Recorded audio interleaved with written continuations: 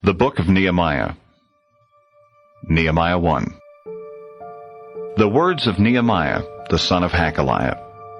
In the month Chislev of the 20th year, I was in the citadel of Susa, when Hanani, one of my brothers, came with other men from Judah.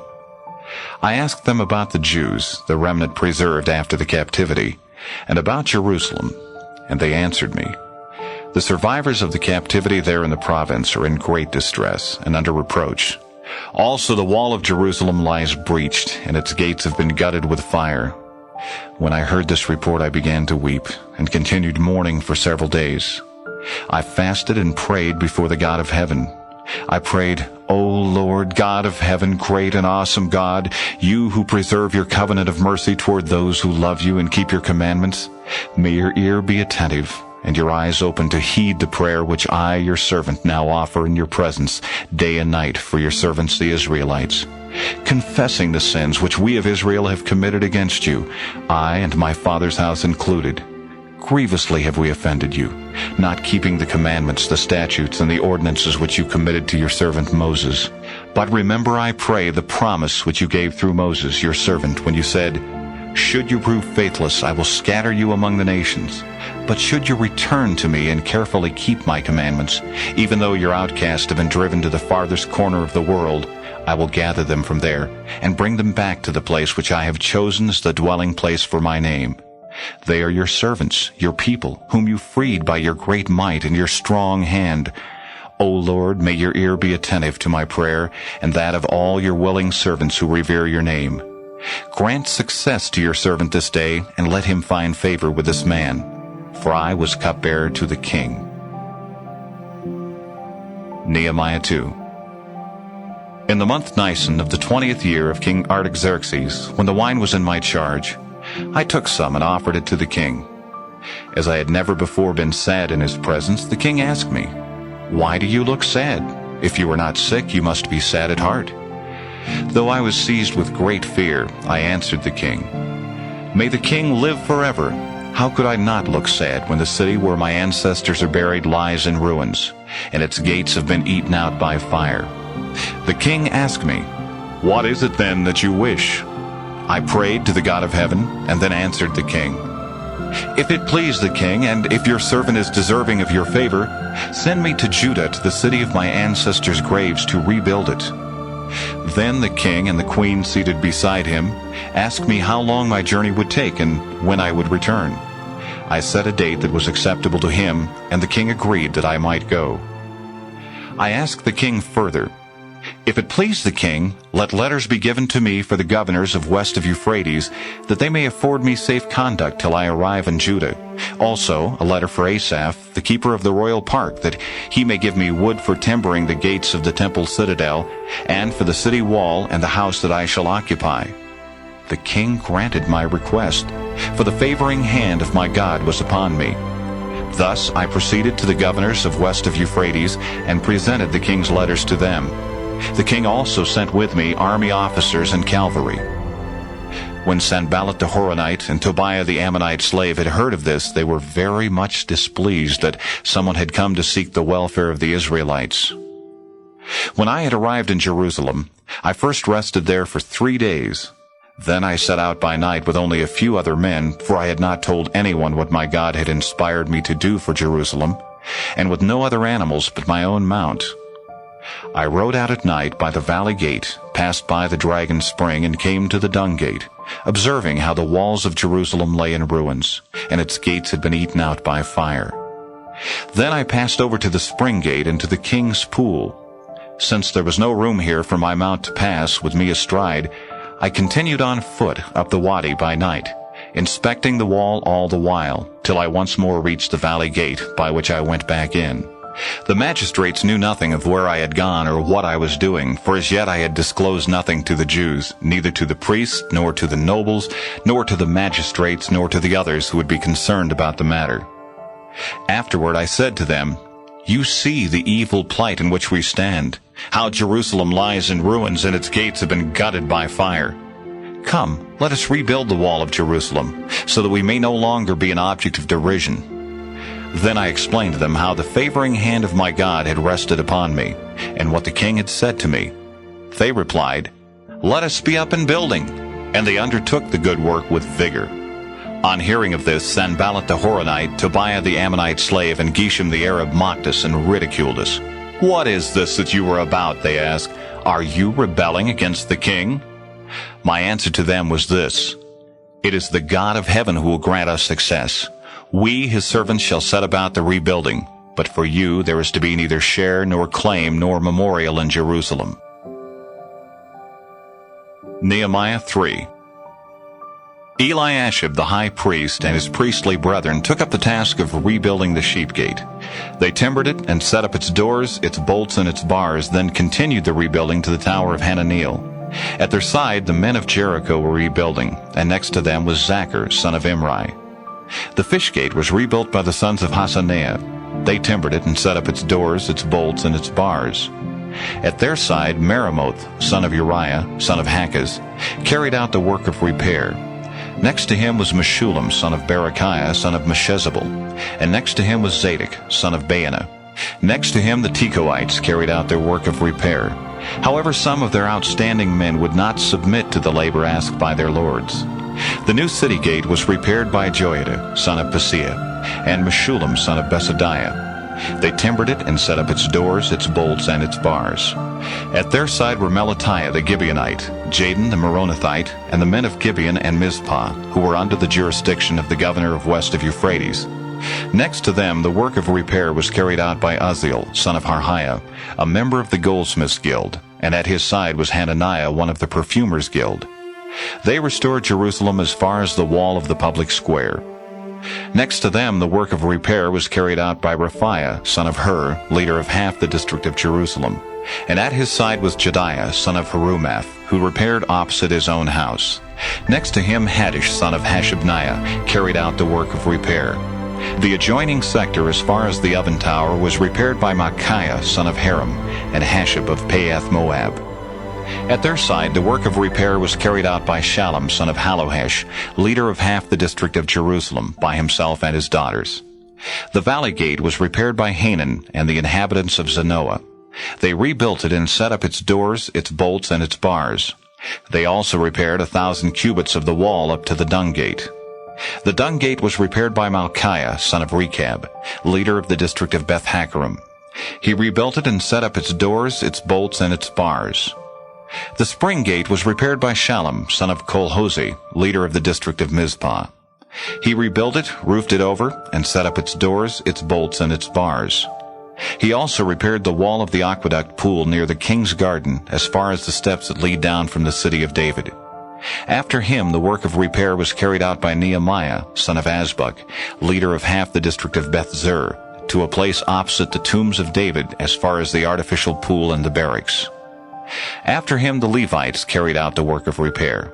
Rehum, son of Bani, next to him for his own district was Hashabiah, leader of half the district of Keilah. After him their brethren carried out the work of repair. Benui, son of Henadad, leader of half the district of Keilah. Next to him Ezer, son of Jeshua, leader of Mizpah, who repaired the adjoining sector, the corner opposite the ascent to the arsenal. After him Baruch, son of Zabbai, repaired the adjoining sector from the corner to the entrance of the house of Eliashib the high priest. After him Meremoth, son of Uriah, son of Hakaz, repaired the adjoining sector from the entrance of Eliashib's house to the end of the house. After him the work of repair was carried out by the priests, men of the surrounding country. After them Benjamin and Hashab carried out the repair in front of their houses. After them Azariah, son of Maaseiah, son of Ananiah, made the repairs alongside his house. After him Benui, son of Henadad, repaired the adjoining sector from the house of Azariah to the corner, that is, to the angle. After him Palal, son of Uzai, carried out the work of repair opposite the corner, and the tower projecting from the upper palace at the quarters of the guard. After him Pedaiah, son of Perish, carried out the work of repair to a point opposite the water gate on the east and the projecting tower. After him the Tekoites repaired the adjoining sector opposite the great projecting tower to the wall of Ophel. The temple slaves were dwelling on Ophel. Above the horse gate the priests carried out the work of repair, each before his own house. After them Zadok, son of Immer, carried out the repair before his house, and after him the repair was carried out by Shemaiah, son of Shechaniah, keeper of the east gate. After him Hananiah, son of Shelemiah, and Hanan, the sixth son of Zalaph, repaired the adjoining sector. After them Meshullam, son of Berechiah, repaired the place opposite his own lodging. After him Malchiah, a member of the goldsmiths' guild, carried out the work of repair as far as the quarters of the temple slaves and the merchants before the gate of inspection, and as far as the upper chamber of the angle. Between the upper chamber of the angle and the sheep gate, the goldsmiths and the merchants carried out the work of repair. When Sanballat heard that we were rebuilding the wall, it roused his anger, and he became very much incensed. He ridiculed the Jews, saying in the presence of his brethren and the troops of Samaria, "What are these miserable Jews trying to do? Will they complete their restoration in a single day? Will they recover these stones burnt as they are from the heaps of dust?" Tobiah the Ammonite was beside him, and he said, "It is a rubble heap they're building. Any fox that attack it would breach their wall of stones. Take note, O our God, how we were mocked. Turn back their derision upon their own heads, and let them be carried away to a land of captivity. Hide not their crime, and let not their sin be blotted out in your sight, for they insulted the builders to their face." We, however, continued to build the wall, which was soon filled in and completed up to half its height. The people worked with a will. Nehemiah 4. When Sanballat, Tobiah, the Arabs, the Ammonites, and the Ashdodites heard that the restoration of the walls of Jerusalem was progressing, for the gaps were beginning to be closed up, they became extremely angry. Thereupon they all plotted together to come and fight against Jerusalem, and thus to throw us into confusion. We prayed to our God and posted a watch against them day and night for fear of what they might do. Meanwhile the Judahites were saying, "Slackened is the bearer's strength, there is no end to the rubbish, never shall we be able the wall to rebuild." Our enemies thought, "Before they are aware of it or see us, we shall come into their midst, kill them, and put an end to the work."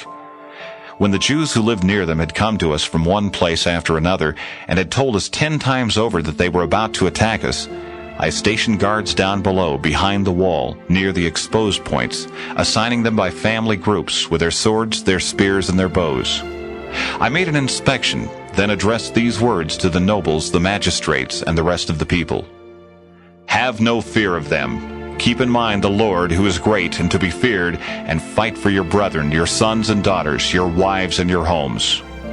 When our enemies became aware that we had been warned and that God had upset their plan, we all went back, each to his own task at the wall. From that time on, however, only half my able men took a hand in the work, while the other half, armed with spears, bucklers, bows, and breastplates, stood guard behind the whole house of Judah as they rebuilt the wall. The load carriers too were armed. Each did his work with one hand and held a weapon with the other. Every builder, while he worked, had his sword girt at his side. Also a trumpeter stood beside me, for I had said to the nobles, the magistrates, and the rest of the people, "Our work is scattered and extensive, and we are widely separated from one another along the wall. Wherever you hear the trumpet sound, join us there. Our God will fight with us." Thus we went on with the work, half of the men with spears at the ready, from daybreak till the stars came out. At the same time I told the people to spend the nights inside Jerusalem, each man with his own attendant, so that they might serve as a guard by night and a working force by day. Neither I nor my kinsman, nor any of my attendants, nor any of the bodyguard that accompanied me took off his clothes. Everyone kept his weapon at his right hand. Nehemiah 5. Then there rose a great outcry of the common people and their wives against certain of their fellow Jews. Some said, "We are forced to pawn our sons and daughters in order to get grain to eat, that we may live." Others said, "We are forced to pawn our fields, our vineyards, and our houses, that we may have grain during the famine." Still others said, "To pay the king's tax, we have borrowed money on our fields and our vineyards, and though these are our own kinsmen and our children are as good as theirs, we've had to reduce our sons and daughters to slavery, and violence has been done to some of our daughters, yet we can do nothing about it, for our fields and our vineyards belong to others."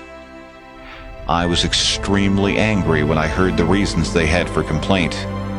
After some deliberation, I called the nobles and magistrates to account, saying to them, "You are extracting interest from your own kinsmen." I then rebuked them severely, saying to them, "As far as we were able, we bought back our fellow Jews who had been sold to Gentiles. You, however, are selling your own brothers to have them bought back by us." They remained silent, for they could find no answer. I continued, "What you are doing is not good. Should you not walk in the fear of our God and put an end to the derision of our Gentile enemies? I myself, my kinsmen, and my attendants have lent the people money and grain without charge. Let us put an end to this usury. I ask that you return to them this very day their fields, their vineyards, their olive groves, and their houses, together with the interest on the money, the grain, the wine, and the oil that you have lent them." They answered, "We will return everything, and exact nothing further from them. We will do just what you ask." Then I called for the priests and had them administer an oath to these men that they would do as they had promised. I also shook out the folds of my garment, saying, "Thus may God shake from his home and his fortune every man who fails to keep this promise, and may he thus be shaken out and emptied." And the whole assembly answered, "Amen," and praised the Lord. Then the people did as they had promised. Moreover, from the time that King Artaxerxes appointed me governor in the land of Judah, from his 20th to his 32nd year, during these 12 years neither I nor my brethren lived from the governor's allowance. The early governors, my predecessors, had laid a heavy burden on the people, taking from them each day 40 silver shekels for their food. Then too their men oppressed the people. But I, because I feared God, did not act thus. Moreover, though I had acquired no land of my own, I did my part in this work on the wall, and all my men were gathered there for the work. Though I set my table for 150 persons, Jews and magistrates, as well as those who came to us from the nations round about, and though the daily preparations were made at my expense, 1 beef, 6 choice muttons, poultry, besides all kinds of wine in abundance every 10 days, despite this, I did not claim the governor's allowance, for the labor lay heavy upon this people. Keep in mind, O my God, in my favor, all that I did for this people. Nehemiah 6. When it had been reported to Sanballat, Tobiah, Geshem the Arab, and our other enemies that I had rebuilt the wall, and that there was no breach left in it, though up to that time I had not yet set up the doors and the gates, Sanballat and Geshem sent me this message: "Come, let us hold council together at Caphirim in the plain of Ono." They were planning to do me harm. However, I sent messengers to them with this reply: "I am engaged in a great enterprise and am unable to come down. Why should the work stop while I leave it to come down to you?" 4 times they sent me the same proposal, and each time I gave the same reply. Then the 5th time Sanballat sent me the same message by one of his servants, who bore an unsealed letter containing this text: "Among the nations it has been reported, Geshem is witness to this, that you and the Jews are planning a rebellion, that for this reason you are rebuilding the wall, and that you are to be their king," and so on. "Also that you have set up prophets in Jerusalem to proclaim you king of Judah. Now, since matters like these must reach the ear of the king, come, let us hold counsel together." I sent him this answer: "Nothing of what you report has taken place. Rather, it is the invention of your own mind." They were all trying to frighten us, thinking, "Their hands will slacken in the work, and it will never be completed." But instead, I now redoubled my efforts. I went to the house of Shemaiah, son of Delaiah, son of Mehetabel, who was unable to go about, and he said, "Let us meet in the house of God inside the temple building. Let us lock the doors of the temple, for men are coming to kill you. By night they are coming to kill you." My answer was, "A man like me take flight? Can a man like me enter the temple to save his life? I will not go." For on consideration it was plain to me that God had not sent him. Rather, because Tobiah and Sanballat had bribed him, he voiced this prophecy concerning me, that I might act on it out of fear and commit this sin. Then they would have had a shameful story with which to discredit me. Keep in mind Tobiah and Sanballat, O my God, because of these things they did. Keep in mind as well Noadiah the prophetess and the other prophets who were trying to frighten me. The wall was finished on the 25th day of Elul. It had taken 52 days. When all our enemies had heard of this, and all the nations round about had taken note of it, our enemies lost much face in the eyes of the nations, for they knew that it was with our God's help that this work had been completed. At that same time, however, many letters were going to Tobiah from the nobles of Judah, and Tobiah's letters were reaching them. For many in Judah were in league with him, since he was the son-in-law of Shechaniah, son of Era, and his son Jehohanan had married the daughter of Meshullam, son of Berechiah. Thus they would praise his good deeds in my presence and relate to him whatever I said, and Tobiah sent letters trying to frighten me. Nehemiah 7. When the wall had been rebuilt, I had the doors set up, and the gatekeepers, and the singers and the Levites were put in charge of them. Over Jerusalem I placed Hanani, my brother, and Hananiah, the commander of the citadel, who was a more trustworthy and God-fearing man than most. I said to them, "The gates of Jerusalem are not to be opened until the sun is hot, and while the sun is still shining they shall shut and bar the doors. Appoint as watchmen the inhabitants of Jerusalem, some at their watchpost and others before their own houses." Now the city was quite wide and spacious, but its population was small, and none of the houses had been rebuilt. When my God had put it into my mind to gather together the nobles, the magistrates, and the common people, and to examine their family records, I came upon the family list of those who had returned in the earliest period. There I found the following written: "These are the inhabitants of the province who returned from the captivity of the exiles whom Nebuchadnezzar, king of Babylon, had carried away, and who came back to Jerusalem and Judah, each man to his own city. Those who returned with Zerubbabel, Jeshua, Nehemiah, Azariah, Rehemiah, Nehemani, Mordecai, Bilshan, Mispereth, Bigvai, Nehum, and Baanah. The census of the men of Israel, sons of Perish, 2,172. Sons of Shephatiah, 372. Sons of Era, 652. Sons of Pahath Moab, who were sons of Jeshua and Joab, 2,818. Sons of Elam, 1,254. Sons of Zatu, 845. Sons of Zacchaei, 760. Sons of Binui, 648. Sons of Bebai, 628. Sons of Azgad, 2,322. Sons of Adonikam, 667. Sons of Bigvai, 2,067. Sons of Aden, 655. Sons of Ader, who were sons of Hezekiah, 98. Sons of Hashem, 328. Sons of Bezai, 324. Sons of Hariph, 112. Sons of Gibeon, 95. Men of Bethlehem and Netophah, 188. Men of Anathoth, 128. Men of Beth Asmaveth, 42. Men of Kiriath Jearim, Kephirah, and Beeroth, 743. Men of Ramah and Geba, 621. Men of Michmas, 122. Men of Bethel and Ai, 123. Men of Nebo, 52. Sons of another Elam, 1,254. Sons of Haram, 320. Sons of Jericho, 345. Sons of Lod, Hadid, and Ono, 721. Sons of Sanea, 3,930. The priests, sons of Jediah, who were of the house of Jeshua, 973. Sons of Immer, 1,052.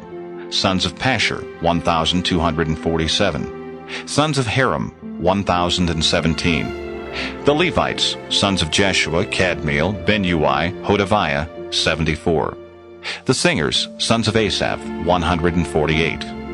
The gatekeepers, sons of Shallum, sons of Ader, sons of Talmon, sons of Akab, sons of Hatita, sons of Shobai, 138. The temple slaves, sons of Ziha, sons of Hasupha, sons of Tabaoth, sons of Keros, sons of Siah, sons of Padon, sons of Lobania, sons of Hagabah, sons of Shalmai, sons of Hanan, sons of Giddel, sons of Gahar, sons of Reiah, sons of Rezin, sons of Nekoda, sons of Gazam, sons of Uzzah, sons of Paseah, sons of Besai, sons of the Meunites, sons of the Nephusites, sons of Bakbuk, sons of Hakupha, sons of Harhur, sons of Bazlith, sons of Mehida, sons of Harsha, sons of Barkos, sons of Sisera, sons of Tema, sons of Neziah, sons of Hatipha, descendants of the slaves of Solomon, sons of Sotai, sons of Sophereth, sons of Perida, sons of Jaala, sons of Darkon, sons of Giddel, sons of Shephatiah, sons of Hadel, sons of Pokereth-Hazzebaim, sons of Ammon. The total of the temple slaves and the descendants of the slaves of Solomon was 392. The following who returned from Tel Melah, Tel Harsha, Cherub, Aden, and Immer were unable to prove that their ancestral houses and their descent were Israelite. Sons of Deliah, sons of Tobiah, sons of Nekoda, 642. Also of the priests, sons of Hobiah, sons of Hakaz, sons of Barzillai. He had married one of the daughters of Barzillai the Gileadite and became known by his name. These men searched their family records, but their names could not be found written there. Hence they were degraded from the priesthood. And His Excellency ordered them not to partake of the most holy foods until there should be a priest bearing the Urim and Thummim. The entire assembly, taken together, came to 42,360, not counting their male and female slaves, who were 7,337. They also had 200 male and female singers. Their horses were 736, their mules 245, their camels 435, their asses 6,720. Certain of the family heads contributed to the service. His Excellency put into the treasury 1,000 drachmas of gold, 50 basins, 30 garments for priests, and 500 minas of silver. Some of the family heads contributed to the treasury for the temple service, 20,000 drachmas of gold and 2,200 minas of silver. The contributions of the rest of the people amounted to 20,000 drachmas of gold, 2,000 minas of silver, and 67 garments for priests. The priests, the Levites, the gatekeepers, the singers, the temple slaves, and all Israel took up residence in their cities. Nehemiah 8. Now when the 7th month came, the whole people gathered as one man in the open space before the water gate. And they called upon Ezra the scribe to bring forth the book of the law of Moses, which the Lord prescribed for Israel. On the first day of the 7th month, therefore, Ezra the priest brought the law before the assembly, which consisted of men, women, and those children old enough to understand. Standing at one end of the open place that was before the water gate, he read out of the book from daybreak till midday, in the presence of the men, the women, those children old enough to understand, and all the people listened attentively to the book of the law. Ezra the scribe stood on a wooden platform that had been made for the occasion. At his right side stood Mattithiah, Shema, Ananiah, Uriah, Hilkiah, and Maaseiah, and on his left Pedaiah, Mishael, Malchiah, Hashem, Hashbadaniah, Zechariah, Meshullam. Ezra opened the scroll so that all the people might see it, for he was standing higher up than any of the people. And as he opened it, all the people rose. Ezra blessed the Lord, the great God, and all the people, their hands raised high, answered, Amen, Amen. Then they bowed down and prostrated themselves before the Lord, their faces to the ground. The Levites, Jeshua, Bani, Sherebiah, Jamin, Akab, Shabbathai, Hodai, Maaseiah, Kelita, Azariah, Jozabad, Hanan, and Pelaiah explained the law to the people who remained in their places. Ezra read plainly from the book of the law of God, interpreting it so that all could understand what was read. Then Nehemiah, that is, His Excellency, and Ezra the priest scribe, and the Levites who were instructing the people, said to all the people, Today is holy to the Lord your God. Do not be sad, and do not weep, for all the people were weeping as they heard the words of the law. He said further, Go, eat rich foods, and drink sweet drinks, and allot portions to those who had nothing prepared, for today is holy to our Lord. Do not be saddened this day, for rejoicing in the Lord must be your strength. And the Levites quieted all the people, saying, Hush, for today is holy, and you must not be saddened. Then all the people went to eat and drink, to distribute portions, and to celebrate with great joy, for they understood the words that had been expounded to them. On the second day, the family heads of the whole people, and also the priests and the Levites, gathered around Ezra the scribe and examined the words of the law more closely. They found it written in the law prescribed by the Lord through Moses that the Israelites must dwell in booths during the feast of the 7th month, and that they should have this proclamation made throughout their cities and in Jerusalem. Go out into the hill country and bring in branches of olive trees, oleasters, myrtle, palm, and other leafy trees to make booths as the law prescribes. The people went out and brought in branches with which they made booths for themselves, on the roof of their houses, in their courtyards, in the courts of the house of God, and in the open spaces of the water gate and the gate of Ephraim. Thus the entire assembly of the returned exiles made booths and dwelt in them. Now the Israelites had done nothing of this sort from the days of Jeshua son of Nun until this occasion. Therefore there was very great joy. Ezra read from the book of the law of God day after day, from the first day to the last. They kept the feast for 7 days, and the solemn assembly on the 8th day, as was required. Nehemiah 9. On the 24th day of this month, the Israelites gathered together fasting and in sackcloth, their heads covered with dust. Those of Israelite descent separated themselves from all who were of foreign extraction, then stood forward and confessed their sins and the guilty deeds of their fathers. When they had taken their places, they read from the book of the law of the Lord their God for a 4th part of the day, and during another 4th part they made their confession and prostrated themselves before the Lord their God. Standing on the platform of the Levites were Jeshua, Binnui, Kadmiel, Shebaniah, Bunni, Sherebiah, Bani, and Kenani, who cried out to the Lord their God with a loud voice. The Levites, Jeshua, Kadmiel, Bani, Hashabniah, Sherebiah, Hodiah, Shebaniah, and Pethahiah said, "Arise, bless the Lord your God from eternity to eternity." The Israelites answered with a blessing, "Blessed is your glorious name and exalted above all blessing and praise." Then Ezra said, "It is you, O Lord, you are the only one. You made the heavens, the highest heavens and all their host, the earth and all that is upon it, the seas and all that is in them. To all of them you give life, and the heavenly host bow down before you. You, O Lord, are the God who chose Abram, who brought him out from Ur of the Chaldees and named him Abraham.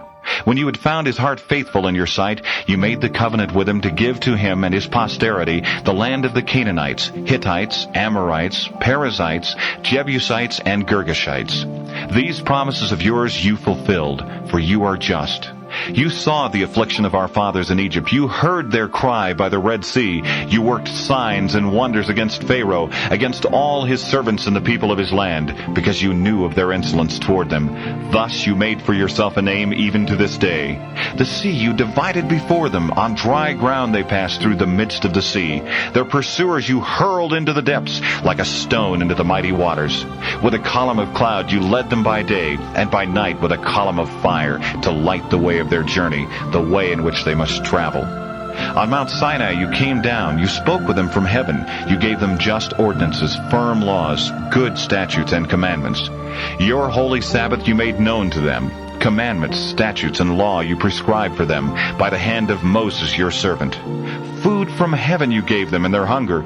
Water from a rock you sent them in their thirst. You bade them enter and occupy the land which you had sworn with upraised hand to give them. But they, our fathers, proved to be insolent. They held their necks stiff and would not obey your commandments. They refused to obey and no longer remembered the miracles you had worked for them.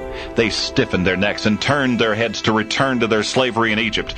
But you are a God of pardons, gracious and compassionate, slow to anger and rich in mercy. You did not forsake them.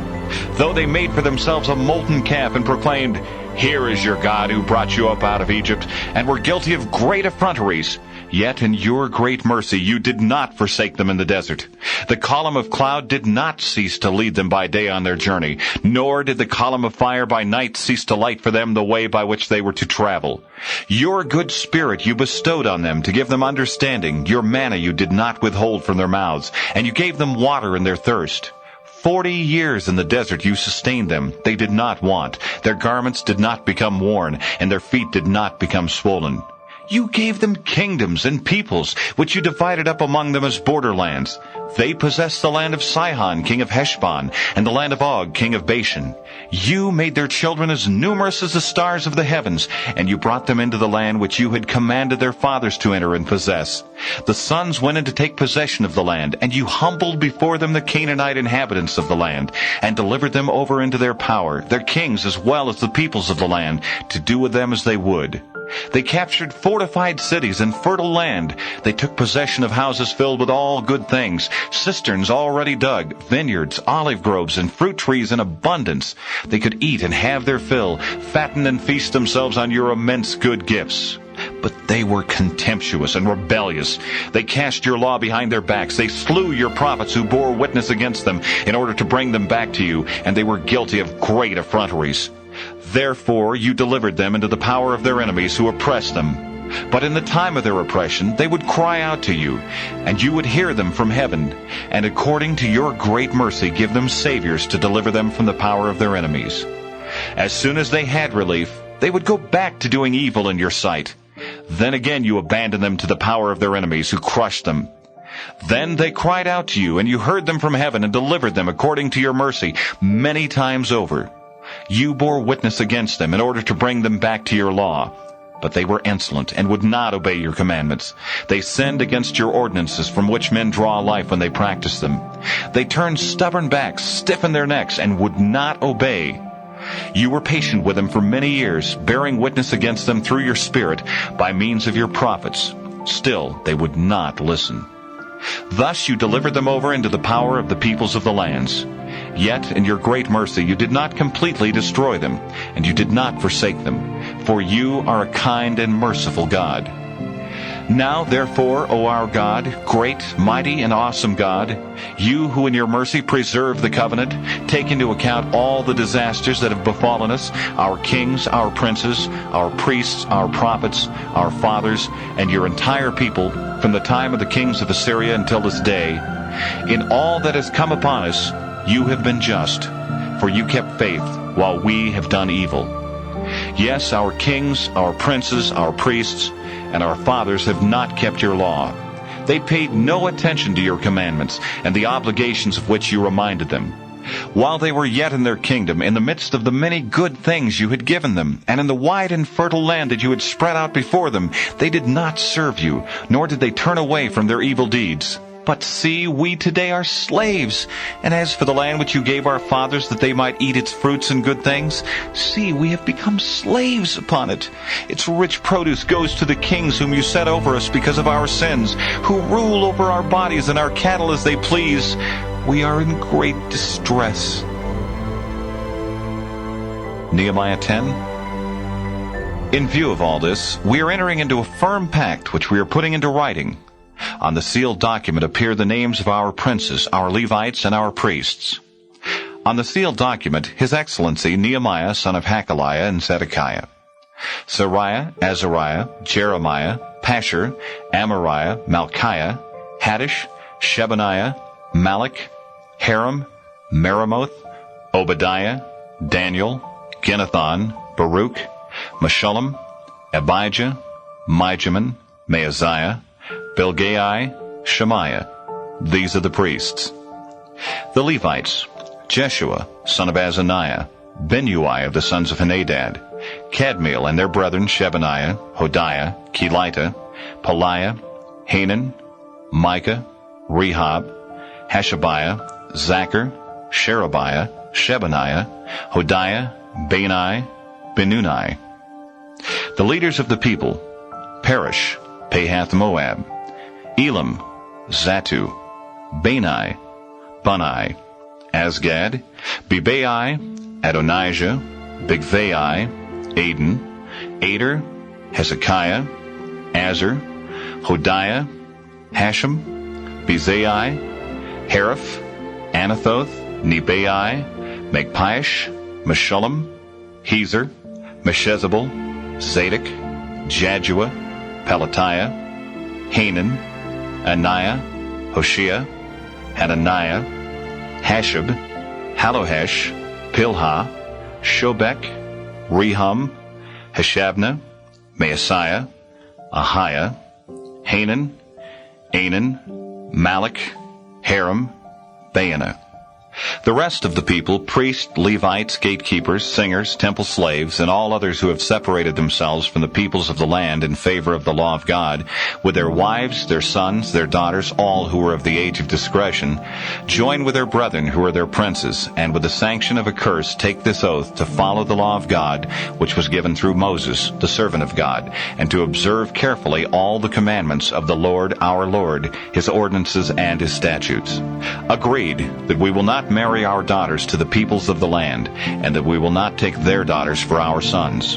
When the peoples of the land bring in merchandise or any kind of grain for sale on the Sabbath day, we will not buy from them on the Sabbath or on any other holy day. We will forgo the 7th year as well as every kind of debt. We impose these commandments on ourselves, to give 1/3 of a shekel each year for the service of the house of our God, for the showbread, for the daily cereal offering, for the daily holocaust, for the Sabbaths, new moons, and festivals, for the holy offerings, for sin offerings, to make atonement for Israel, and for every service of the house of our God. We, priests, Levites, and people, have determined by lot concerning the procurement of wood. It is to be brought to the house of our God by each of our family houses at stated times each year, to be burnt on the altar of the Lord our God as the law prescribes. We have agreed to bring each year to the house of the Lord the first fruits of our fields and of our fruit trees of whatever kind. Also, as is prescribed by the law, to bring to the house of our God, to the priests who serve in the house of our God, the firstborn of our children and our animals, including the firstborn of our flocks and herds, the first batch of our dough, and our offerings of the fruit of every tree, of wine and of oil, we will bring to the priests to the chambers of the house of our God. The tithe of our fields we will bring to the Levites. They, the Levites, shall take the tithe in all the cities of our service. An Aaronite priest shall be with the Levites when they take the tithe, and the Levites shall bring the tithe of the tithes to the house of our God, to the chambers of the treasury. For to these chambers the Israelites and Levites bring the offerings of grain, wine, and oil.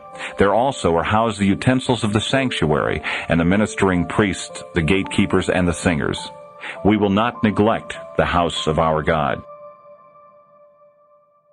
Nehemiah 11. The leaders of the people took up residence in Jerusalem, and the rest of the people cast lots to bring 1 man in 10 to reside in Jerusalem, the holy city, while the other 9 would remain in the other cities. The people applauded all those men who willingly agreed to take up residence in Jerusalem. These are the heads of the province who took up residence in Jerusalem. In the cities of Judah dwelt lay Israelites, priests, Levites, temple slaves, and the descendants of the slaves of Solomon, each man on the property he owned in his own city. In Jerusalem dwelt both Judahites and Benjaminites. Of the Judahites, Athaiah, son of Uzziah, son of Zechariah, son of Amariah, son of Shephatiah, son of Mahalaleel, of the sons of Perez. Maaseiah, son of Baruch, son of Chalhose, son of Haziah, son of Adiah, son of Joiarib, son of Zechariah, a son of the Shelonites. The total of the sons of Perez who dwelt in Jerusalem was 468 valiant men. These were the Benjaminites: Sallu, son of Meshullam, son of Joed, son of Pedaiah, son of Koliah, son of Maaseiah, son of Ithiel, son of Jeshiah, and his brethren, warriors 928 in number. Joel, son of Zichri, was their commander, and Judah, son of Hasenuah, was second in charge of the city. Among the priests were Jediah, Joiarib, Jachin, Sariah, son of Hilkiah, son of Meshullam, son of Zadok, son of Merioth, son of Ahitub, the ruler of the house of God, and their brethren who carried out the temple service, 822. Adiah, son of Jeroham, son of Peliah, son of Amzi, son of Zechariah, son of Pashur, son of Malchiah, and his brethren, family heads 242. And Amasai, son of Azareel, son of Azai, son of Meshillemoth, son of Immer, and his brethren, warriors 128. Their commander was Abdiel, son of Haggadol.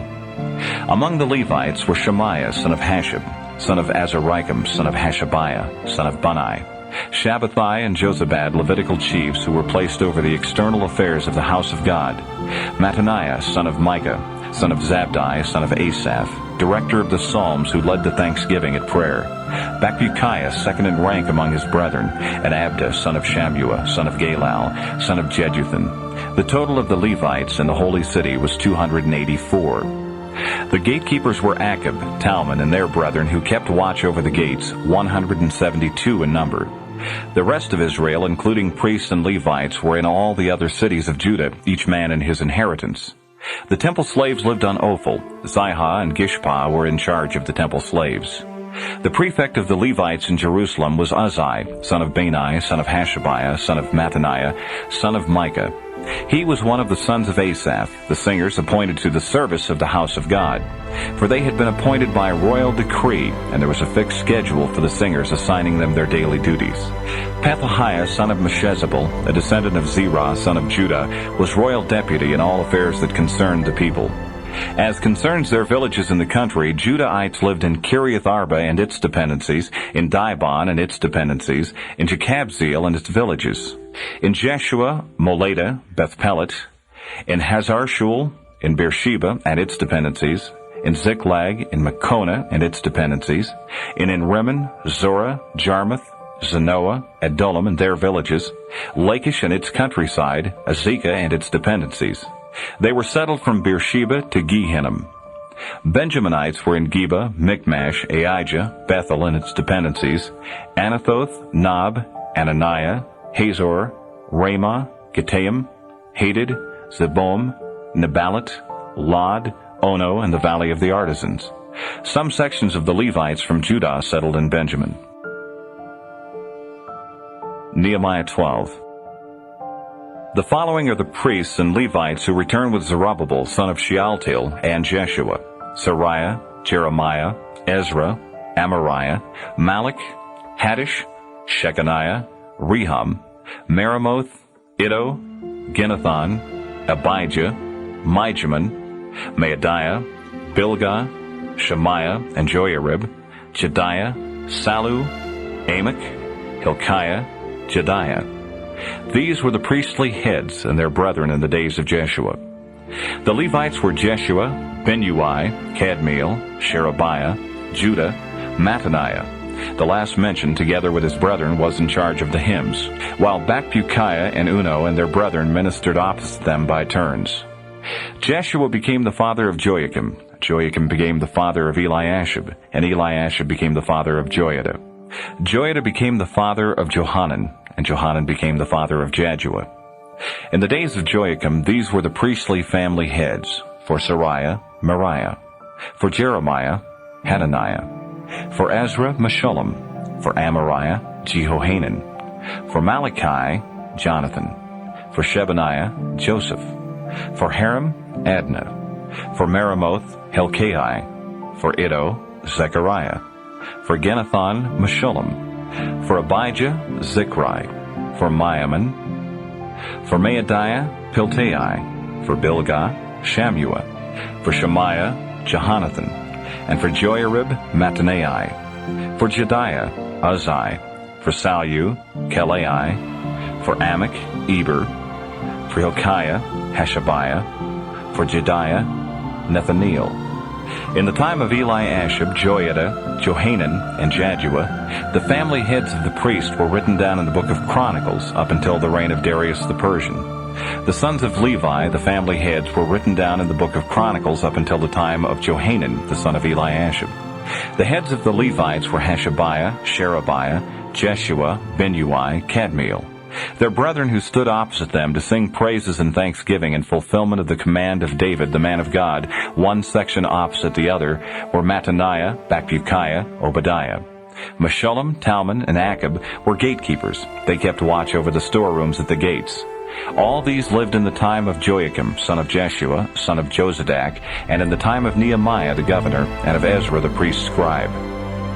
At the dedication of the wall of Jerusalem, the Levites were sought out wherever they lived and were brought to Jerusalem to celebrate a joyful dedication with thanksgiving hymns and the music of cymbals, harps, and lyres. The Levitical singers gathered together from the region about Jerusalem, from the villages of the Netophathites, from Beth Gilgal, and from the plains of Geba and Asmaveth, for the singers had built themselves settlements about Jerusalem. The priests and Levites first purified themselves, then they purified the people, the gates, and the wall.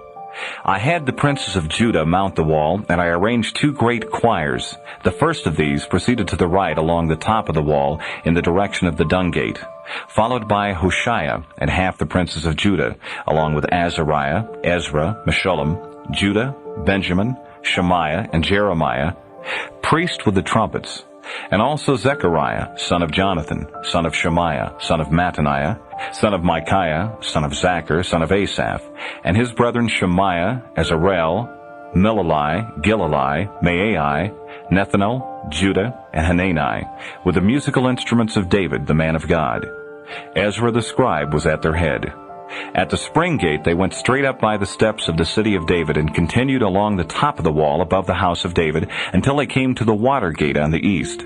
The second choir proceeded to the left, followed by myself and the other half of the princes of the people, along the top of the wall past the oven tower as far as the broad wall, then past the Ephraim gate, the new city gate, the fish gate, the tower of Hananiel, and the 100 tower as far as the sheep gate, and they came to a halt at the prison gate. The two choirs took up a position in the house of God, I too, who had with me half the magistrates, the priest Eliakim, Maaseiah, Benjamin, Micaiah, Elioenai, Zechariah, Hananiah with the trumpets, and Maaseiah, Shemaiah, Eleazar, Uzzi, Jehohanan, Malchiah, Elam, and Ezer. The singers were heard under the leadership of Jezariah. Great sacrifices were offered on that day, and there was rejoicing over the great feast of the Lord in which they shared. The women and the children joined in, and the rejoicing at Jerusalem could be heard from afar off. At that time men were appointed over the chambers set aside for stores, offerings, first fruits, and tithes. In them they were to collect from the fields of the various cities the portions legally assigned to the priests and Levites. For Judah rejoiced in its appointed priests and Levites, who carried out the ministry of their God, and the ministry of purification, as did the singers and the gatekeepers, in accordance with the prescriptions of David and of Solomon his son. For the heads of the families of the singers and the hymns of praise and thanksgiving to God came down from the days of David and Asaph in times of old. Thus all Israel in the days of Zerubbabel and in the days of Nehemiah gave the singers and the gatekeepers their portions according to their daily needs. They made their consecrated offering to the Levites, and the Levites made theirs to the sons of Aaron. Nehemiah 13. At that time, when there was reading from the book of Moses in the hearing of the people, it was found written there that no Ammonite or Moabite may ever be admitted into the assembly of God. For they would not succor the Israelites with food and water, but they hired Balaam to curse them, though our God turned the curse into a blessing. When they had heard the law, they separated from Israel every foreign element.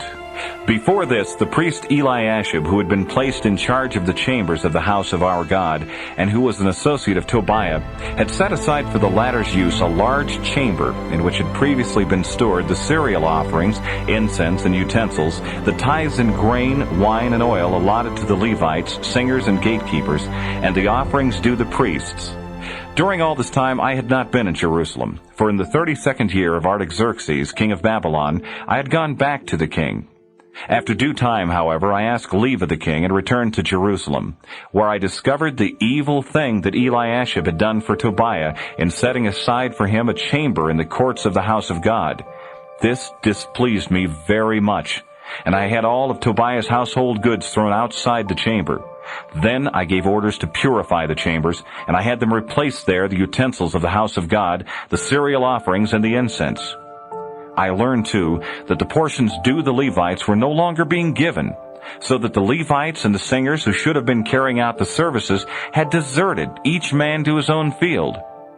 I took the magistrates to task, demanding, "Why is the house of God abandoned?" Then I brought the Levites together and had them resume their stations. All Judah once more brought in the tithes of grain, wine, and oil to the storerooms, and in charge of the storerooms I appointed the priest Shelemiah, Zadok the scribe, and Pedaiah, one of the Levites, together with Hanan, son of Zachar, son of Mattaniah, as their assistant. For these men were held to be trustworthy. It was their duty to make the distribution to their brethren. Remember this to my credit, O my God. Let not the devotion which I showed for the house of my God and its services be forgotten. In those days I perceived that men in Judah were treading the winepresses on the Sabbath, that they were bringing in sheaves of grain, loading them on their asses, together with wine, grapes, figs, and every other kind of burden, and bringing them to Jerusalem on the Sabbath day. I warned them to sell none of these victuals. In Jerusalem itself, the Tyrians who were resident there were importing fish and every other kind of merchandise and selling it to the Judahites on the Sabbath.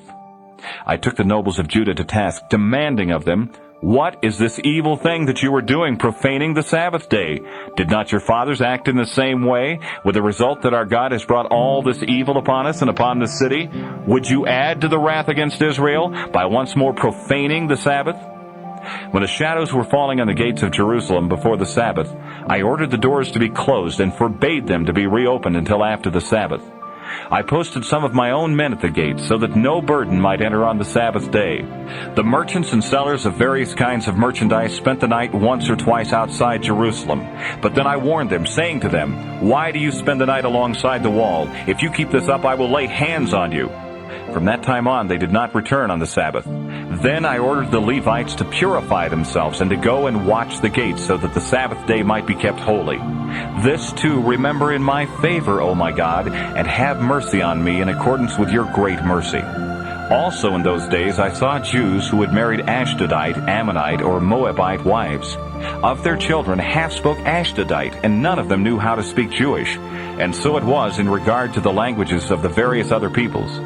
I took them to task and cursed them. I had some of them beaten and their hair pulled out, and I adjured them by God, "You shall not marry your daughters to their sons, nor take any of their daughters for your sons or for yourselves. Did not Solomon the king of Israel sin because of them? Though among the many nations there was no king like him, and though he was beloved of his God, and God had made him king over all Israel, yet even he was made to sin by foreign women. Must it also be heard of you that you have done the same very great evil, betraying our God by marrying foreign women? One of the sons of Joiada, son of Eliashib, the high priest, was a son-in-law of Sanballat the Horonite. I drove him from my presence. Remember against them, O my God, how they defiled the priesthood and the covenant of the priesthood and the Levites. Thus I cleansed them of all foreign contamination. I established the various functions for the priests and Levites, so that each had his appointed task. I also provided for the procurement of wood at stated times and for the first fruits. Remember this in my favor, O my God.